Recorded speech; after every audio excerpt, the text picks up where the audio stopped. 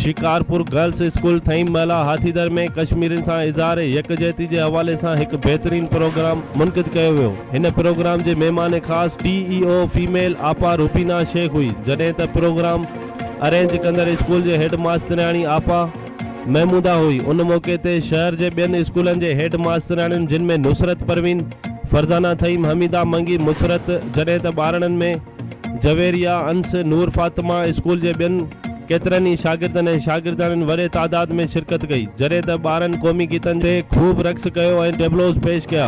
शागिर्दनि भारतीय हुकूमत ते शैम शैम जा नारा हंया ऐं पाक फ़ौज खे सलाम पेश कंदी संदसि जी हिमायत में नारेबाज़ी कई।